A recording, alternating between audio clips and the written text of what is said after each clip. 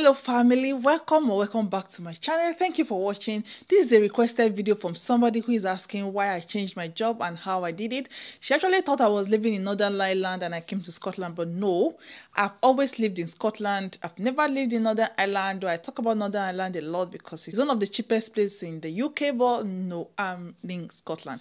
So yes, I changed my job in the UK. And in case you're wondering, because a lot of people used to wonder, how can I change my job? I don't want to come to the country with contract and then I have to change. Is it changing from one job to the other, from NHS to care home? Though I am working in a care home and I was working in the care home. So I switched from one care home to another within the same Scotland. So it was way easy for me. And it is not too difficult. It is not too different. If you're switching from a care home to NHS, it's almost the same. As long as you're already in the UK, it is not a big deal. The first thing I'm going to say, let's start with why I switched or I changed my job. The first thing is because I was working in an environment that was toxic for my life, toxic for my health, toxic for my nursing career, toxic for my mental health.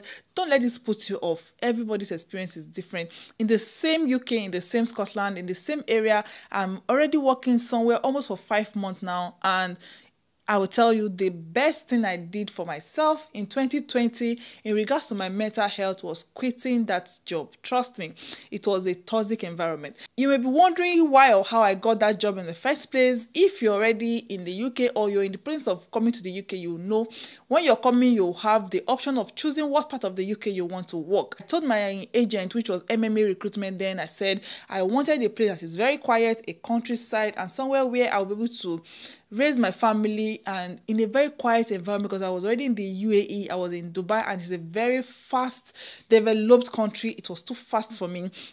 So I wanted somewhere more calm, somewhere cheaper, somewhere where I can just have my quiet life and just live my life the way I wanted it. So they told me, they said they've got the option of Scotland. Then I wanted Northern Ireland, but then the company I came with, they don't have any branch in Northern Ireland. I was supposed to have known that that company was not for me, because then I was pregnant and they told me that I'm not allowed to come with my baby.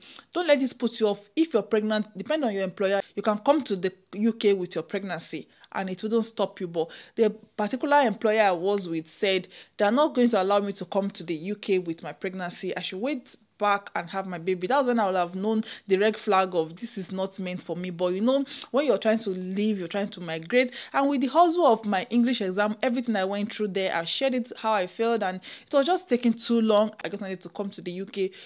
Whatever the company is, whatever the job is, I was just ready to just come.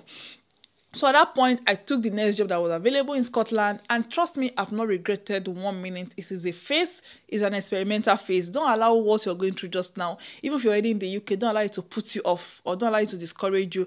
And I'm not. If you know this channel, you know we are not about discouraging people. We are about encouraging people and pushing you to achieve those dreams. One person or one job is not enough to stop your shine from shining. Is that an English word? So back to my story. I know it's going to be a lot of blabbering, a lot of talking, but I just want you to understand the point. That environment was very toxic, maybe because of the location of where that work was, and because I came from a different country, I was not just fitting in at all. When it comes to adapting to situation, adapting to work environment, I'm very good. Up to now, I still get comments from my former boss in Dubai how hardworking I was. And before I left, he actually did not allow me to leave until I was able to get a Nigerian. And I trained her before I left because he believed Nigerians are very hardworking. You know how hardworking we are. Trust me. But I don't know how I just couldn't fit in at that job. It was just hectic.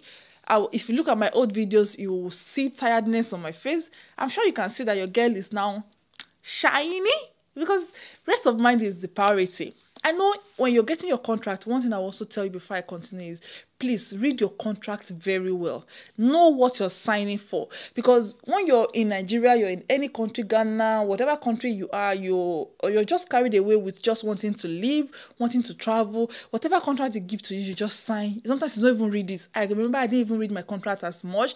The only part that interested me was how much I was going to get, and that was it. I didn't read the whole thing because it was pages of contracts. But in my contract, Number one is I had to pay my employer some money if I don't stay for 3 years, which was a 3-year contract where I got. I have to pay my employer all the money they used to sponsor me, and I have to give 1 month notice. That was what was in my contract. So coming to the country, then you're beginning to be scared. How much are they going to charge me? I don't want to leave. But one thing is important. It is your sanity. It is your life. It is your mental health. It's not somebody that's alive that will pay debts. What if you die there before you even finish your 3-year contract? If you're not happy in that job, as long as you've done your 6 months, generally I used to say stay in a job for at least 1 year because it will help your CV. You know, if you have a CV, even if you're going to look for another job in the future and you're showing 6 months, and because you need reference from your previous employer. That reason why I had to leave that job was the distance. It was too far. I was driving 25 minutes to work and 25 minutes back if I'm driving. And if I have to take bus, the day maybe my car breaks down or I can't use the car, if I'm taking the bus, it's 2 hours bus. It is very easy to go, but then the bus doesn't go straight. You have to take 1 bus to the next, 3 buses, and then they go all the way through villages. And no, it was not for me. It was too far. And winter was coming. If winter catch me in that place and the road is stuck with snow, the road is covered with snow, I won't be able to drive, I can't get to work, I'm going to be losing on my hours, I'm not getting paid for not coming to work. Those things, I just can't be bothered. I just can't deal with it. I knew I had to leave. I had to leave. I have somebody who works in a care home very close to my house. It's just 6 minutes walk and 2 minutes drive to my house. The person is like, why are you stressing yourself? Why all the distance? Why not just come to my care home? Because when I'm sharing my experience with the things I'm going through or things I'm experiencing, it's just like unbelievable to the person. Like, no, it doesn't happen like that way. I'm working. Just come and give it a try. And the best part of it is an African that is the manager. The girl was ready to zoom off. No matter the amount of money I was to pay back, I don't care. They cannot ask me to pay all the money back at once. It's going to be instrumental. They're going to tell you after you're leaving, you have to be paying it because they don't expect you to pay them with all your salary because you're not going to have any means of survival anyway. So it's going to be arranged between you and your employer or whatever your contract is. They will be deducting it until you're able to finish it. So that should not even stop you from moving on with your life. That should not stop you from changing your job if you're already in the UK. So that was one of the reasons, those are the reasons why I knew I had to leave. Now, the person that was working in that care home spoke to the manager about me and they're like, oh, they're looking for nurses. When you're already in the country, actually you're a nurse, you're a hot cake. People are looking for you. So why do you have to be in one job and kill yourself there until you're dead? Look at my old videos, you see frustration, you see tiredness. It was just too much. My new manager, which is the one I'm working with just now, was like, tell the person to come. I submitted my CV online just through their email, and the next day they arranged interview. They phoned me and said, can you do an interview on so that? I'm like, no, I'm on night duty that day. Before I come back from work and get to sleep, I will not be able to function. They're like, it's fine, we'll just do it. You don't need to come in, just do it over the phone. This pandemic had already started by then. So okay, over the phone. They phoned me and, nursing questions. It's not like they're going to ask you what is anatomy, what is skeletal system, what is that. It's just usual, every day-to-day activities. If this thing happen, what will you do? If 2 residents are choking or fighting or this, what will you do? How will you resolve the situation? Practical question. Unlike in my country, if you're trying to look for a job, they will ask you current affairs of 1990. That has nothing to do with your life, but they will ask you practical questions here. So those questions are not even to scare you. It is easy to get or to switch your job once you're already in the country. So what was I supposed to do is I was supposed to notify my employer, tell them I'm leaving so they can look for somebody else. But before then, I wanted to be very sure I was not entering one chance because I have family who are dependent on my visa. I have people who I have to feed. I have family who are waiting for me. So I can't afford to be jobless and be visa-less and have to go back to my country. So that was one of my fears. I said I was not going to inform them. My former employer, I wasn't going to inform them until I have secured my visa at least, and the pandemic was already starting, so I was just too scared to just live like that and not be sure what I was getting into. So I got the job. I think the same day I got the response to my job interview that I've passed the HR mailed me, sent me some things I need to apply for my visa by myself. I asked if they will be able to pay off, because some employer will tell you they will pay off your previous employer, like buying you off them. But they said no, they're not going to pay. I have to arrange that myself, and I have to pay for my visa myself, but they will give me certificate of sponsorship. Because you're having another sponsor, you need another certificate of sponsorship. And for that, they will just need to advertise the job again to say they've looked for somebody local they couldn't get before they got you. So that didn't take so much. Before you know it, I got my certificate of sponsorship, which says I can start in 1 month. Of course, I thought it was going to be easy, because what is in my contract is 1 month notice from either me or my employer if they're going to lay me off or if I'm going to leave them. And I just not even bother. I applied for my police clearance. In England, they call it DBS, but in Scotland, it is PVG. So it is just a way to check if you're a criminal, whatever you've done in your home country or the country you've worked before, which was Nigeria, Dubai, and the UK. Came back in 3 days. When I was coming to the country, I had one PVG done and I was cleared. So this one did not even take long. 3 days, I was already cleared. And I did not know that I've already gotten my PVG. I was asking, where's my PVG? 1 week, my new employer, the one I work with just now, my manager called me and said, they've gotten my police clearance. But I'm like, I've not gotten my own copy. So I took the bold step. I went to my former employer, which was my administrator, and I went to the admin. I'm like, did you see my PVG? And she's like, yes, it was in her drawer. She had already opened it.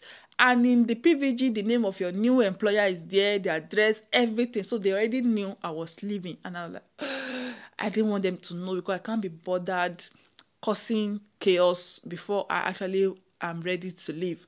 So they already knew, but they didn't say anything. I was not really impressed with what they did, opening my letter that was addressed to me in care of their home. It wasn't to them. But I forgot to change my address when I was applying for the PVG, to change it to my own home address or something, you know. So they got the letter. I've already known I was going to leave, but everybody kept quiet. We went on with our daily job. We're just working like that. And then I was ready to give my 1 month notice now, you know. I wrote an email, I wrote a letter, and I informed my manager that I have to leave. And she's like, where are you going? I told her where I was going. She knew my present manager. She's like, which manager are you working with? I told her, like, oh, why do you want to leave? You know, it's bad everywhere, blah, blah, blah. I'm like, I can't be bothered with what you're saying. Thank you for your love. I appreciate all your love. I enjoyed working here, but no, I have to leave.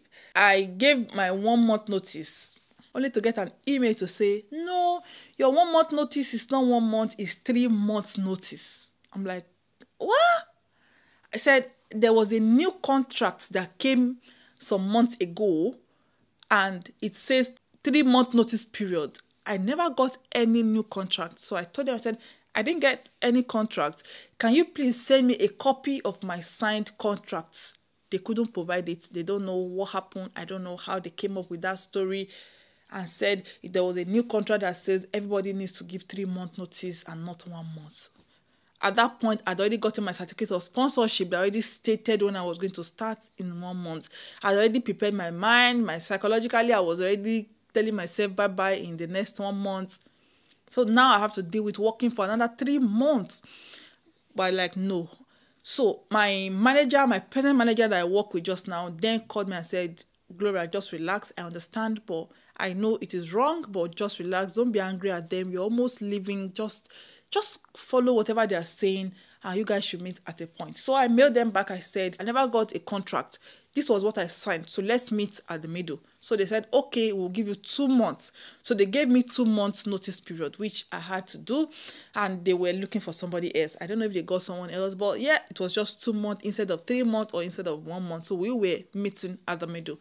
I was able to leave after 2 months, and it wasn't really difficult. The only thing, after my PVG came, my certificate of sponsorship, they had to change it to say I'm starting in 2 months, and I got my certificate of sponsorship, which I was able to use to apply for my visa. But like I said, pandemic had already started, and originally I'm supposed to pay for visa, pay for immigration health surcharge again. I was paying for my own visa. Luckily, all the changes that happened to immigration health surcharge changed. Then I made short videos if you watch me then. Or I was one of the first people on August 4th to apply for the health care visa, which was just £251 compared to the usual £500 we used to pay, and the 1,200 I would have paid for immigration health surcharge. I didn't pay any of that. So the only thing it cost me financially was £251 for my visa.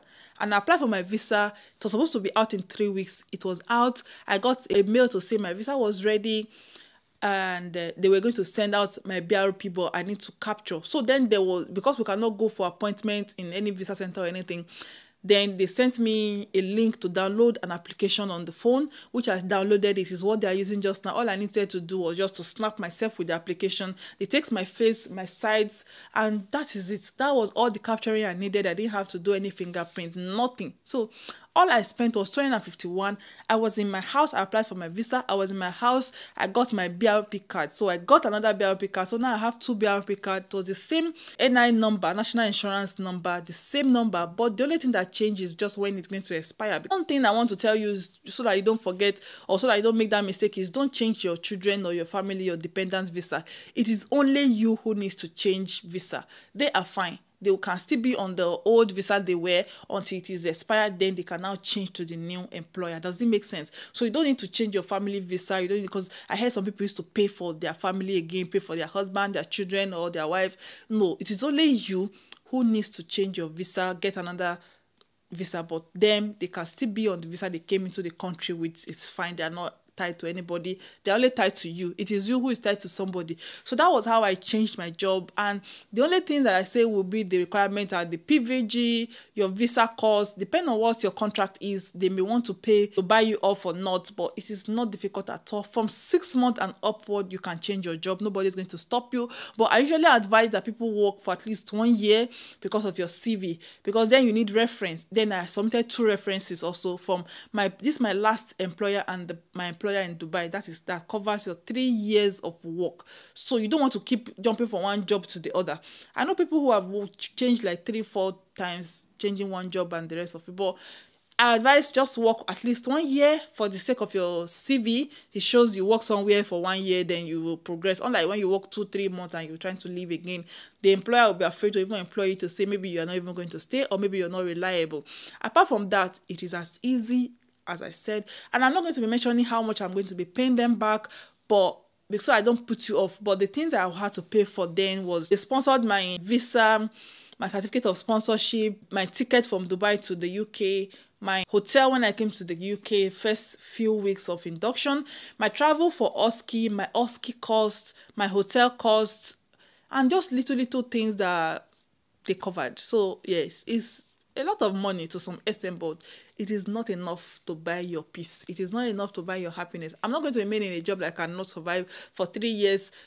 3 years is a long time. It's a long time. If you're not happy where you're working, if you're not comfortable where you're working, I'm sorry to say, change your job or look for a way to change. Instead of getting frustrated and going back to your country, you rather change your job and see if it will be better. And that was it. When on my last day, they already knew I was leaving. After 2 months, I carried my bag and I told them, thank you for all your service.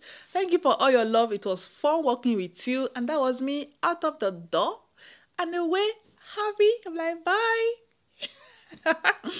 Yes, I went to my new job, got uniform, started all the training all over again, of course, because there are training upon training you have to do. Then I'm learning new things. And I've been there for 5 months now. And guess what? Your baby girl is still happy. So far, so good. Because one good thing, or the best part of my job presently, is my manager is an African. She's black like me. There are so many people who are not from this country who are working with me, my co-workers, even the Scottish, the people who I work with, they are nice to me, at least to my face.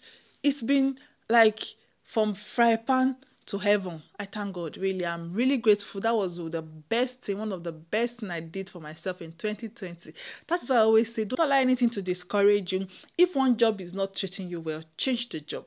If something is not treating you well, change it. Don't allow anything to hook you, because this life, they say, is too short. If you die in that job, if you live your life miserable, if you live unhappy, what will you gain? What will be your gain? If you die today, somebody else will take your position. The company is not going to close that. They don't even know your name. So your life, your health, your sanity, your mental health should be your priority. Pursue joy, pursue happiness, pursue prosperity.